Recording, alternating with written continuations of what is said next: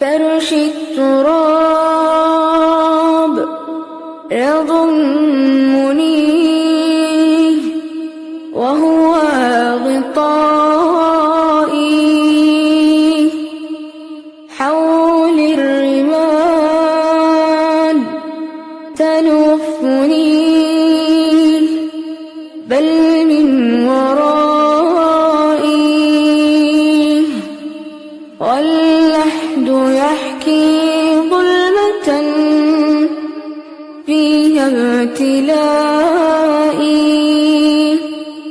والنور خط كتابه أنسي لقائي.